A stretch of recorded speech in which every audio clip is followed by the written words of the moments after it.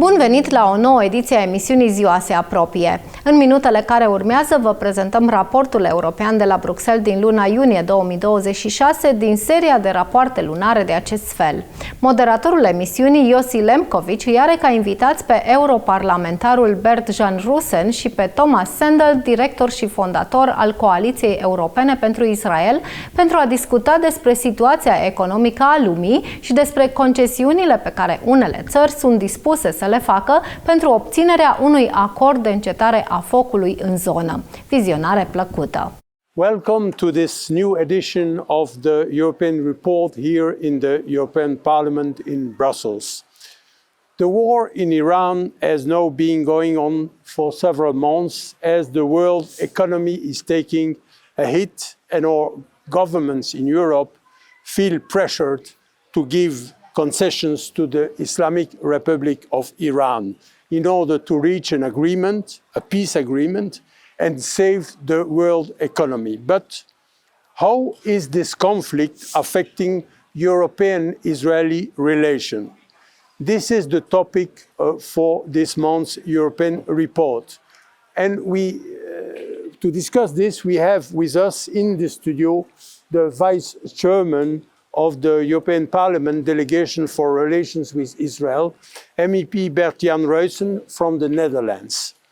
He is a member of the European Conservatives and Reformist political group and often intervenes in debates on Israel, also on anti-Semitism and on freedom of religions during the plenary sessions. He is joining again this month by founding director of the European Coalition for Israel, Tomas Sandell. Thank you both for joining me. My name is Iosi Lemkovici, and this is the European Report. MEP Ruissen, you have been following the events in the Middle East of the last few months from your position as Vice President of the European Parliament Delegation for Relations with Israel. How would you rate the EU reactions to the war between Iran and Israel and the US? Or do you think that Europe has chosen the right side in this conflict? Well, thank you for that question. Thank you for inviting me again in your this interview. To be honest, speaking about the response, the EU response on, let's say, the action of the Israel and the US, well, I'm to be honest not very satisfied with the EU response. I would have liked to see, let's say, more support for that action, and also more understanding for Israel's position in this war. What we saw is a response from the EU which was very divided. The EU was very divided. We saw, for example, Spain. Spain closed their military bases. They did not allow the United States to use their military bases for their operations. We saw other member states who choose for a more constructive approach. What we also saw was a clear request from member states and from the EU for de-escalation. And I can understand that because the situation is very complex. And what we see now is that as a consequence of the war, we have we have to deal now with a worldwide energy crisis due to the fact that the Strait of Hormuz is blocked. So we cannot continue with the current situation. We have to find a solution somewhere. So I really understand the request of de-escalation. But on the other hand, a more, let's say, constructive approach for the actions of the United States and Israel would have been, well, That's what I would have like to see, to be honest, and that was missing. And the Iranian regime is still in place? The Iranian regime is still in place, yes. Well, we took some positive actions, I think, as EU. What we finally we put the Islamic Revolutionary Guard on the list of terror. That was a positive step, I think. But in the end, indeed, the regime is still there, and maybe there's also a kind of maybe miscalculation of the United States. You can wonder what was the plan of the US? Did they have a clear plan? Maybe they had the impression that they could dismantle the regime quickly in a few weeks, but indeed the regime is still there. Mm-hmm. Tomas Sandell, you are a long-standing advocate for Israel here in the European Parliament since many years. You have also spoken up against the atrocities, repression of the Islamic Republic of Iran against its own population. What is your assessment of the role of the European Union in this war? Well, I think it started well, and there's a parallel to what happened on October 7. It started well in the European Union with expressions of solidarity, but similar to this conflict, it started well, and I recall very strong statements here from the European Parliament, from the President, to say that this regime cannot remain in power for many weeks. Those were the anticipations. Today, I'm afraid to say that the EU has lost its course. I'm not referring primarily to the president of this parliament, but to the High Representative Kaja Kallas. Just 2 days ago, she made a press conference where she thanked Pakistan for their constructive role in negotiating a peace agreement or a ceasefire. And she said she is looking forward to starting direct talks with the Islamic Republic, the sooner the better. This is very inconsistent when we are looking at how Europe is dealing with the war here in Europe, the Russian aggression in Ukraine.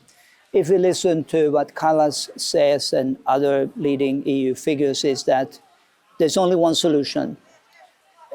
Russia needs to be defeated, full stop. If that is the case with Russia, why is it completely different with this brutal regime that is not only causing destabilization in the region, it has its own terrorist proxies in Europe, but more importantly, it's murdering its own population.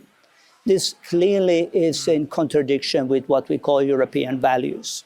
So again, appeasement. Appeasement, and again, when we, in just a few days, we'll be celebrating the anniversary of D-Day.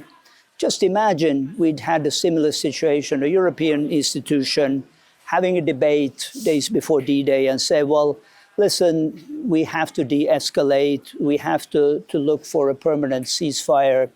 Just imagine what Europe would look like today. During those times, there were determination, there was understanding of evil, black and white. Today, it seems like everything is up for grab. As long as inflation is low and the gas to our car is low, everything is fine. As long as they open the Strait of Hormuz, this is not the Europe that I believe in. This is not the Europe that the founding fathers were dreaming of. This is a Europe that has lost its course. And do you agree with MEP Ruissen when he said that maybe there was some kind of miscalculation from the US side? Partly yes, but partly no, because I think that at that time, the US should have stayed the course. They should not have stopped in the middle. And I think now President Trump is paying the price. He's trying to have it both ways, to declare a victory, but at the same time going in direction of compromises. So I think there could have been a better course. But in order for that to succeed, Europe should have stood firmer on the side of its best allies, transatlantically and in the Middle East, Israel and the United States. MEP Ruissen, let's speak about your native country, the Netherlands. This country was for many years considered as one of the best friends of Israel in Europe. Now you have a new government led by Prime Minister Rob Jetten, and this government suddenly is at the forefront of criticizing Israel and even suggesting that the EU should boycott goods produced in the dispute territories, and we saw also calling for a review of the EU-Israel Association Agreement. I would like to know what has happened over the years in the Netherlands, which has changed the Dutch attitude against Israel. Why this shift? Indeed, what you said, the Netherlands was for decades one of the closest allies of Israel. But unfortunately, as you said, that is not the case anymore. I think we have to realize that, we have a war in the Middle East, several wars in the Middle East, but we have also to deal with what I call information war worldwide. And I'm afraid that I have to conclude that in the Netherlands, and also in some other countries, but in the Netherlands, Israel is losing this information war.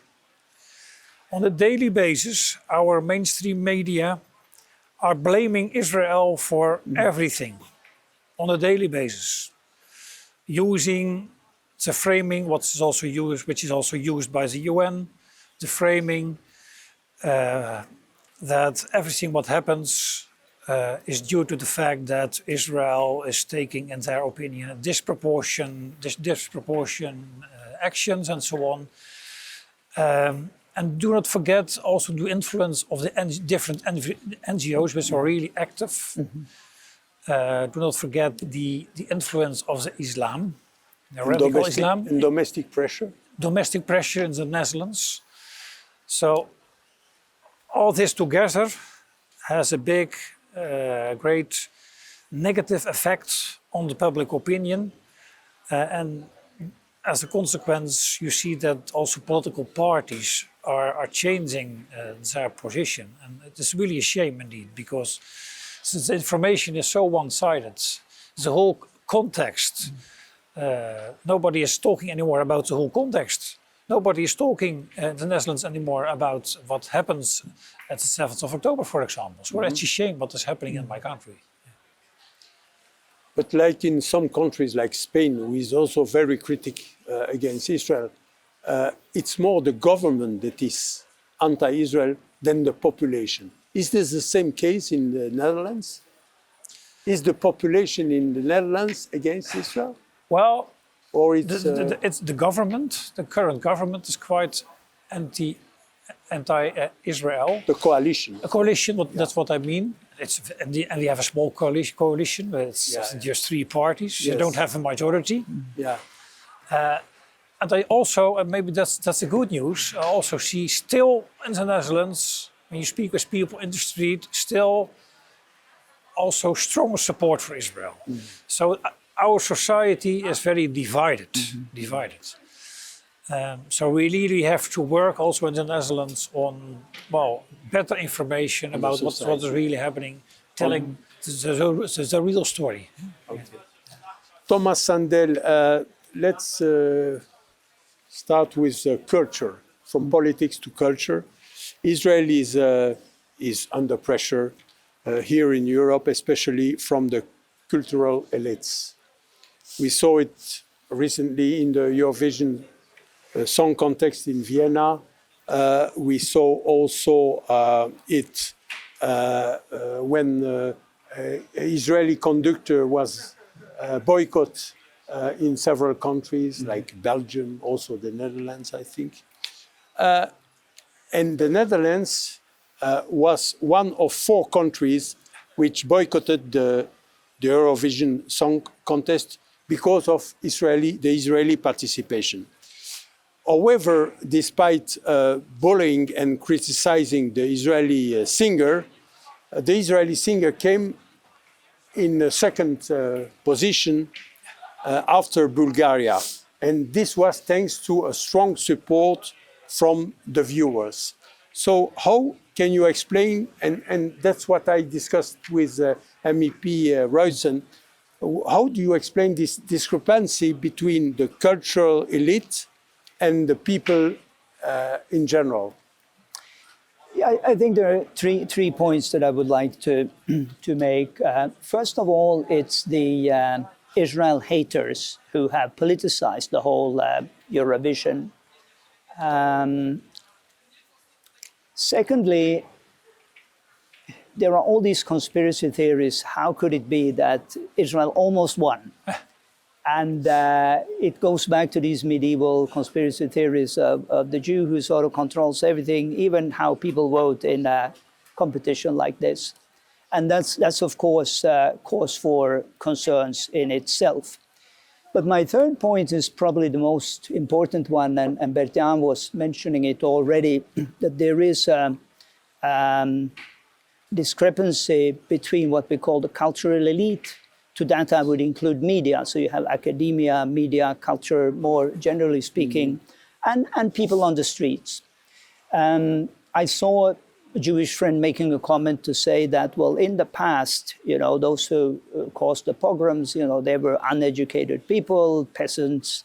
Today, they usually have academic degrees or a diploma from Princeton. He was trying to make a joke. And someone commented and said that this is nothing new. Even in Nazi Germany, and I know from my own country that those who showed great sympathy with the Nazis, many of them were very well educated. And those around the Wannsee conference table who planned the execution of the Endlösung, the final solution, a majority of them have doctoral degrees. So it leaves us with this question, troubling question. Education in itself is not an antidote to anti-Semitism. I would continue to say that education, historically speaking, when you would go to the Ivy League, to the best university, or to my university in Finland, what you saw, the inscription you would see at these prestigious universities is, fear of the Lord is the beginning of wisdom. And it puts education in its right context, but it also gives a very deep meaning of who we are as a civilization. The Hebrew Bible explains who we are. It gives us our values.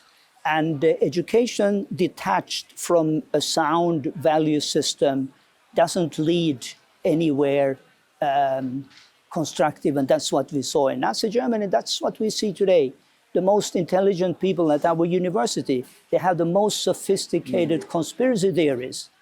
So we need to rethink the role of education. So education and values together. Exactly. MEP Ruissen, a lot of criticism against Israel has been directed to the current government under Prime Minister Benjamin Netanyahu, and especially against 2 of his cabinet ministers, Bezalel Smotrich and Itamar Ben-Gvir, who represent the far right in Israel. We know that in the coming months, September or October, we don't know exactly, Israel will go to the polls and elect a new government. Do you think that a change of government in Israel will also have as a consequence a change of EU attitudes again towards Israel? Yes. I really think that a change in the government in Israel can be really helpful, because what we saw and still see is that the involvement of some far-right parties in the government is very harmful, also harmful for the relation.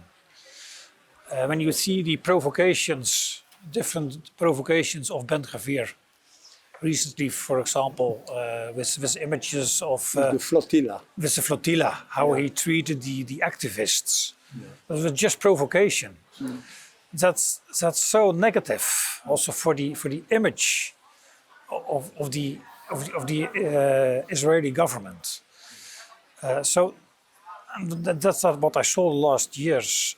The fact that the far rights are participating in the government had a really negative effect on the relations with Israel. So I really would like to advise the new government and my colleagues in Israel, please try to create a bit more moderate government.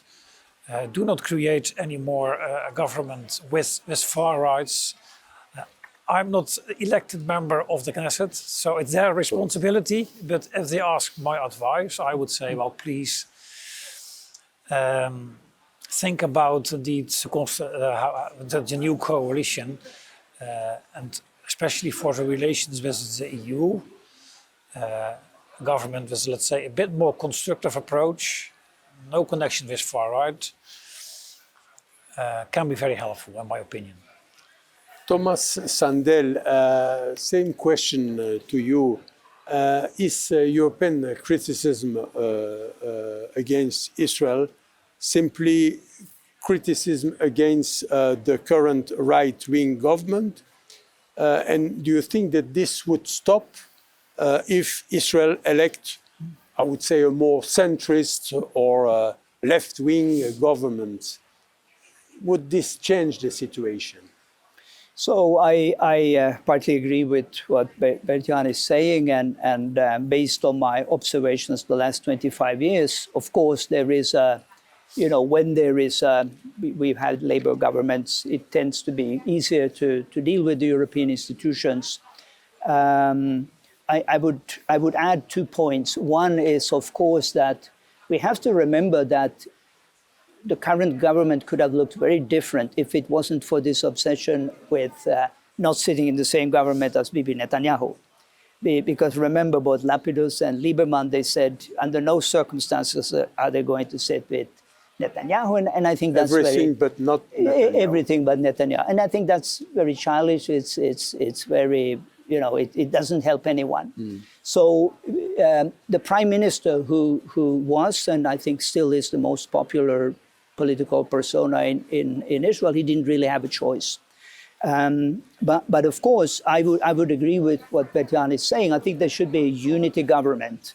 This is not the time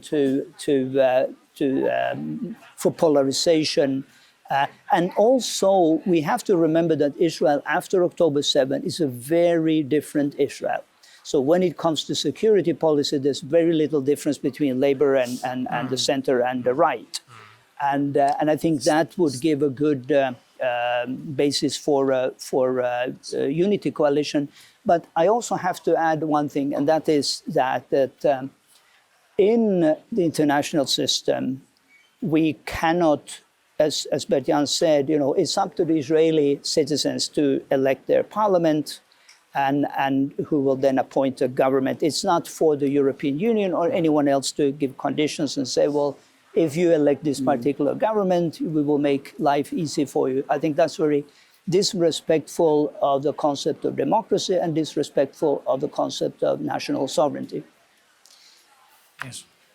MEP Ruissen, we saw Hungary recently elected a new government with, I would say, a more pro-EU prime minister. So with that, Israel no longer has a country in the EU which could block certain policies against Israel in the European Council. We saw Hungary every time blocking any decision. Do you think this will change EU policies toward Israel in an even more negative direction, or will other countries step in and take the role of former Prime Minister Viktor Orban. We saw it in Slovenia. There is a change. Every time there is a change of Prime Minister, there is a change of a Prime Minister that is no more pro-Palestinian. What do you think it will happen in the next months? Yeah, well, indeed, we saw a change in the government of Hungary, indeed. That can have an effect on our policy related to Israel. But on the other hand, I saw also the government of Czechia, and they said, well, we shall never accept, I will say it in my own words, we will not accept a suspension of the association agreement, for example. So I still believe that we have still some countries who are really willing to support and also to use their veto rights if needed to block very negative, let's say, initiatives related to Israel. So Israel is not isolated like. No, it's not isolated. No, it's good to know also for our colleagues in Israel. Israel still has friends in Israel in the EU. Yes, sure. Okay, that was all for this edition of the European report. Thank you, MEP Bert-Jan Ruissen and Tomas Sandell for this discussion a very interesting discussion on issues affecting the EU-Israel relations. We will see in the next month what is happening with the elections in Israel, which will certainly impact also these relations. My name is Yossi Lemkovic, and this has been the European Report. See you again next month.